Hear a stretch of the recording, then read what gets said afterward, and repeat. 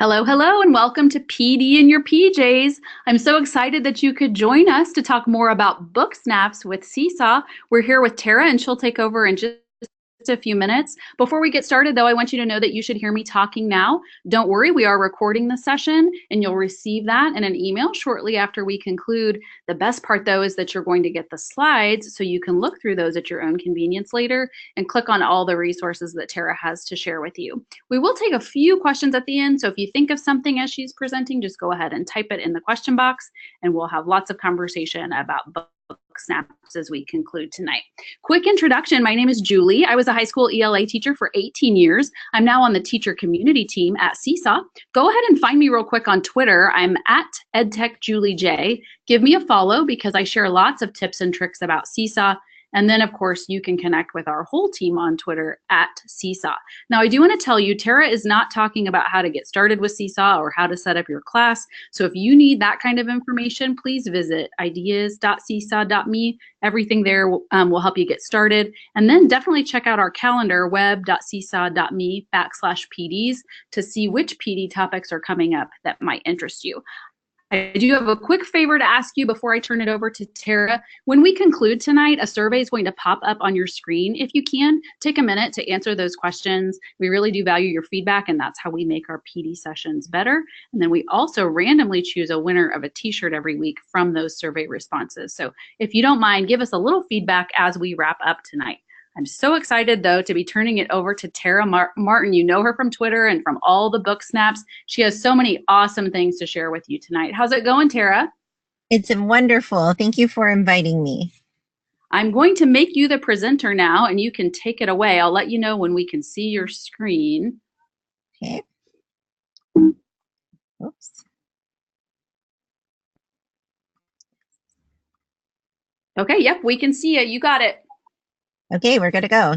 Do I need to close this box? I think just as long, yep, you're good. We can see it in present mode. Okay, fantastic. Well, welcome to PD in Your PJs. We are going to be talking BookSnaps, and I am super excited to be here today. So BookSnaps was created in 2016, August of 2016. It was a product of my son using Snapchat ridiculously all the time, and all I ever saw him do was take selfies, and it was driving me bonkers. So I just wanted to figure out a way to use the app for edu awesomeness. And I was reading one day, and I was like imagining this picture in my mind like we do when we're reading, and that's how we connect to text, right? And I was like, oh my goodness, maybe I can use Bitmojis and emojis to recreate this imagery that's happening inside of my head. So I called Caleb downstairs. He was 15 at the time. I was like, dude, you have to teach mom how to use Snapchat. And he was like, no, you're too old for that.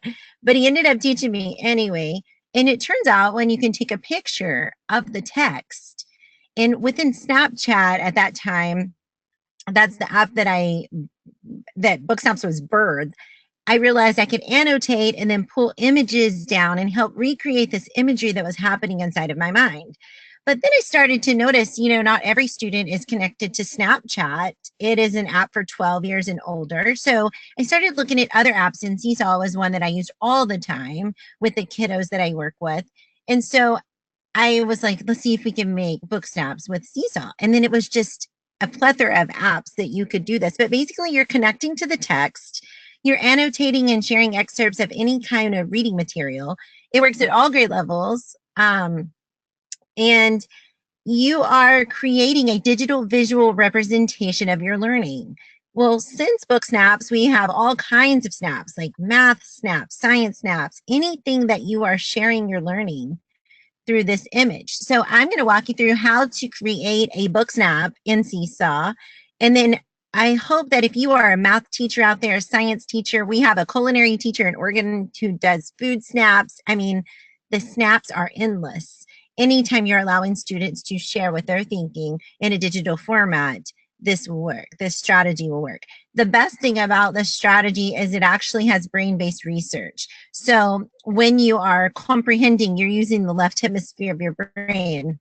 And then when you recreate that comprehension through a visual a digital visual representation, you're using the right hemisphere of your brain. So now you're engaging both hemispheres of your brain, and the chance of taking that content and pushing it out of the working memory into the long-term memory increases exponentially when you use both hemispheres of the brain. All right, now all of that, let's create a snap.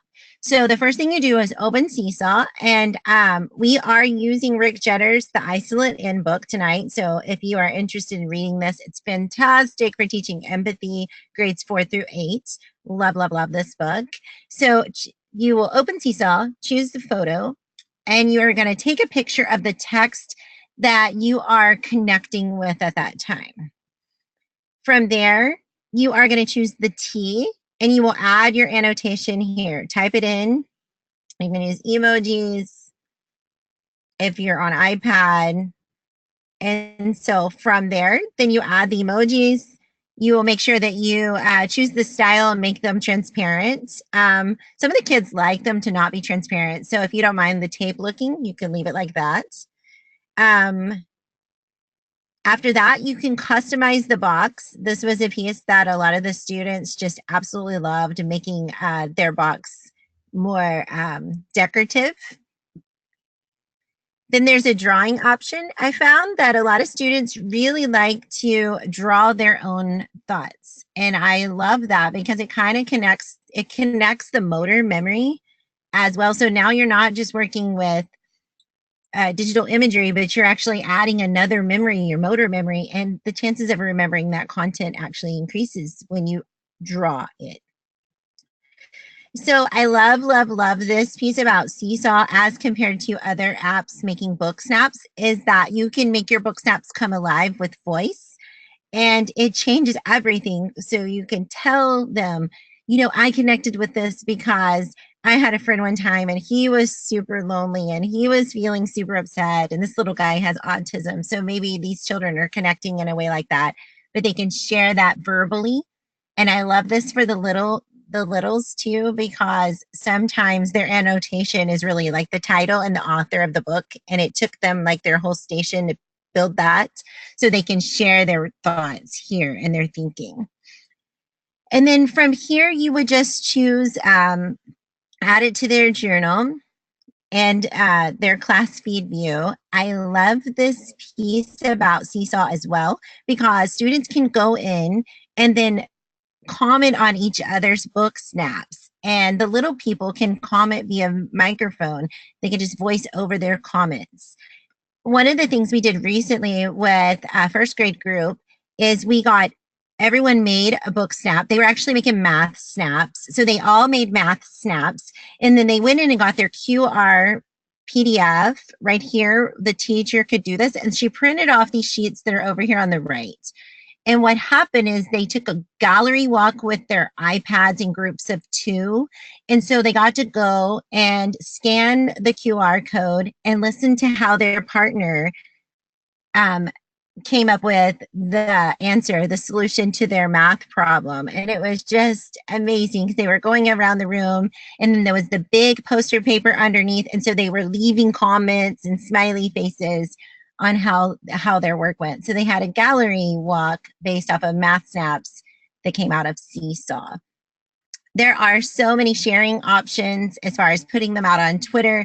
I love that Seesaw connects with so many apps.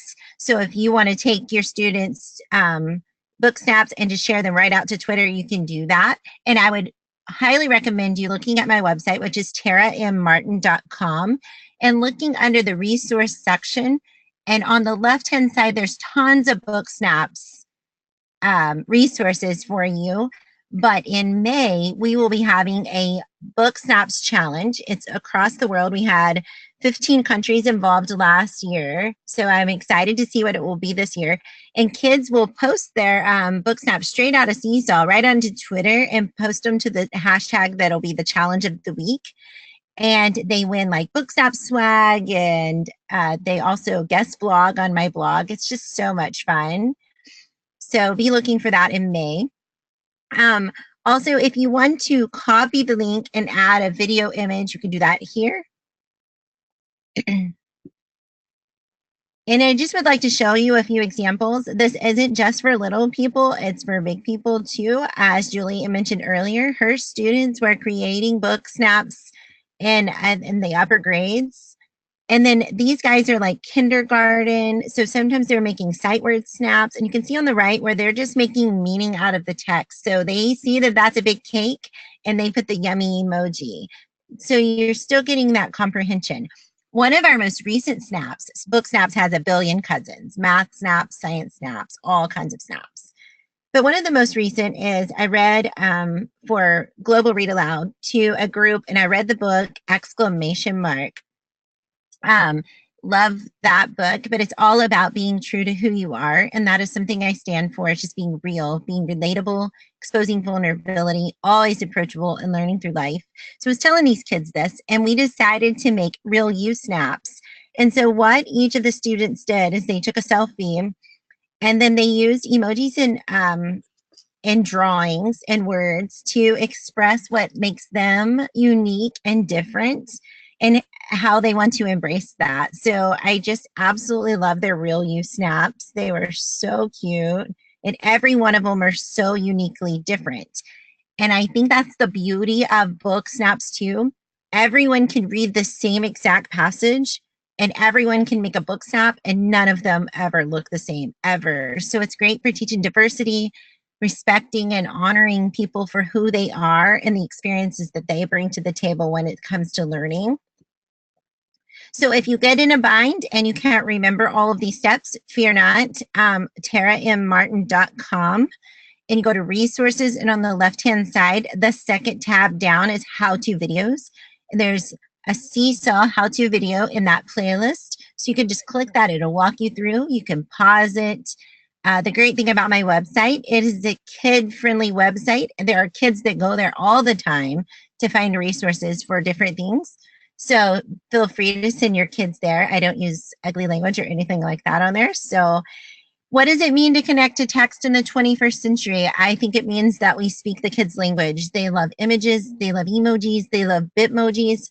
So if we can get in tune with what they love and allow them to share what they're learning, then we have a better chance of them being more engaged. But not only that, sometimes students actually share with you things that you never would dream of through book snaps because it feels non-threatening. We're using a language that they love. We're allowing them to connect to their learning in a way that's meaningful for them. And they may or may not share something that is super personal that we may not have ever known that they were thinking had we not given them this outlet of book snaps. So if you create book snaps, please do find me on Twitter at TaraMartinEDU. Share your book snaps with me. I will show them lots of love. I try to send video messages and just snap messages, Twitter messages back and forth to kids and encourage them to keep sharing their learning. And we all are made better because they are allowing us to see what they are learning. So thank you so much for joining us. And I suppose now we can take questions. Thank you so much, Tara. Right now, the question box is just full of people saying how much they love book snaps and how thankful they are for your webinar. We have a few minutes still tonight, folks. So if you want to ask Tara a question, go ahead and type it in. We'll have a few minutes for those still tonight. Like Tara said, I was using snaps with big kids, and my kids were using iPads. And as some of the screenshots in the webinar were from iOS, but don't forget you can use book snaps even if you're using Seesaw on a Chromebook. I think the interesting thing is knowing your keyboard commands for emojis, depending on what device you're on, but your kids will probably know how to do that is what I'm thinking. Tara, I'm assuming you work with some teachers who have students do snaps, not just on iOS, right? I'm sorry, I missed the question. No, that's fine. I was just saying that sometimes we get teachers asking us about how to find the emojis on Chromebooks, and I was reminding people that their students could do book snaps even not on like mobile devices or iOS. Like they could still take pictures on their Chromebooks. Do you have teachers that use Chromebooks for book snaps? Totally.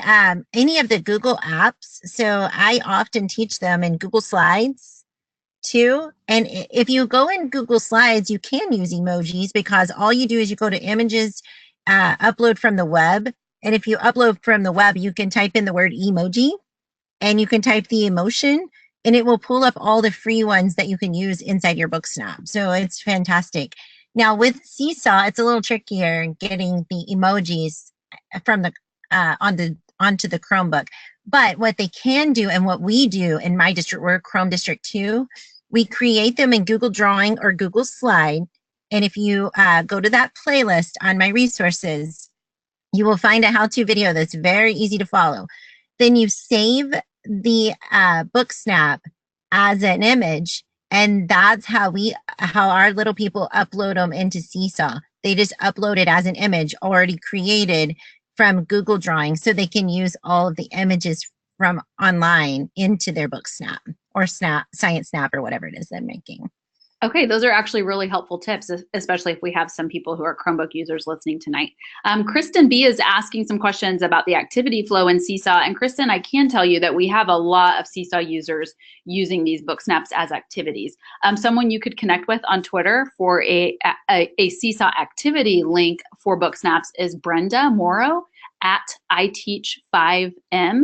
She has a BookSnaps activity already created. And if you look in the activity library in Seesaw, you'll see an activity called Describe Yourself. And those instructions work really well for the kind of snap that Tara was describing at the end of the webinar. So Tara, here's a question from Krista. Krista's asking, what's your best idea for using BookSnaps in second grade? You know, this is the advice I give any grade level. Honestly, it's the same. I think the less parameters you could put on it, the best is the best, because it allows the students to truly be creative. However, I will say every time I teach BookSnaps for the first time, whether it's to adults or to kindergartners, I always have them use the same text the first time. So everyone has the same text, and we walk through the steps together. And typically I will use my videos just because it's really easy for them. And that's something I can leave with the teacher when I go. And so that is how I started. But it's wonderful if you can take the snaps and you can show them in Seesaw. It's beautiful because they go to feed view. So you scroll up and you show it projecting on your screen how we all created snaps from the same text, and they all look so different. It's great to teach them that we are all going to think differently. And then when they go on their own to create snaps, I usually will I upload the video into the Seesaw feed and just let them have it right there handy. So when they go to create their own snaps, they can do that too.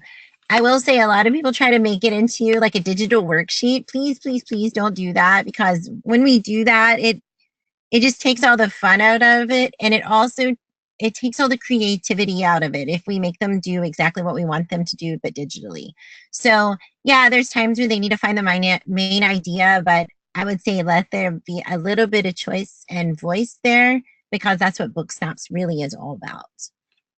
So well said, Tara. And it's like you're reading people's minds, because a lot of the questions that I have waiting in the question box are things like, what directions do you give students? How do you introduce this to students? And you were really talking about that as I was scrolling through the questions. So I'm glad you covered that. I have worked with teachers who have asked just one quick question to students as they're doing their self-selected reading, like asking them to look for their favorite part or their favorite sentence of that day's reading, and then making their BookSnap around that, just giving students a little bit of a direction as far as what they wanted them to snap that day. But I agree with Tara, kind of less is more probably as far as the directions you give. I'm going to keep looking for a couple more questions for you, Tara, if you still have a few more minutes. Certainly. I will say that one time I watched a teacher create like a BookSnaps anchor chart. And so all the kids were on the carpet. They were brainstorming ideas. This is a primary grade. And they were brainstorming ideas of what we would even snap. And so that is how they got just a ton of ideas of what might even go on a snap. And they were like, some of them had, it was a little heart, and the heart icon meant that was my favorite, or this character reminded me of someone else. So they drew like an icon that represented that. And so they brainstormed all kinds of things that might make you connect to the text, because I think sometimes students, little people, they don't understand what do you mean connect to the text? Like, what does that really mean? So they brainstormed all kinds of ways you might connect to the text. And then they're like, the teacher was pretty open. or you might connect to the text in another way. But she gave them some ideas. So they had BookSnap Station in their guided reading rotation stations. They had choice stations, but one of them is BookSnaps, and the anchor chart just stayed there. So when they were self-select reading, they had to grab an iPad and make a snap and upload it into Seesaw. And they had that chart there to remind them of how they might connect to a page. I love that. I love the idea of a station and also the idea of an anchor chart. I have a tip that Stephanie is suggesting. She's saying that she uses a website called emojicopy.com on Chromebooks. So that's a helpful tip if anybody's interested in that. I was not aware of that site, so that's a helpful tip. Have you heard of that, Tara? I have not. So thank you for sharing. Emoji, what is it? Emojicopy.com. So we'll have to check that out. That is a good tip for our Chromebooks users. I was in a one-to-one iPad district, so I was not using Chromebooks for BookSnaps, but I think it's helpful when we can talk about other platforms too, because not everybody's using iOS. So thank you for the tip. Tara, mostly what we're getting in the question box is lots of thanks and compliments for you. People were pretty excited about this topic tonight. So I'm just scrolling to see if there's anything else we've missed tonight. And of course, sometimes we can't get to all of the questions in real time. So feel free to connect with Tara on Twitter. And then, like she said, she has all those resources, including videos, available on her website. And remember, you're going to get her slides. So you'll have her website there. And I know a lot of people were asking for clarification about the name of the book, The Isolate. So you'll see that in print when you look at the slides later too.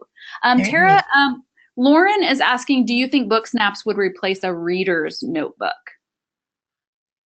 Can you explain the reader's notebook to me?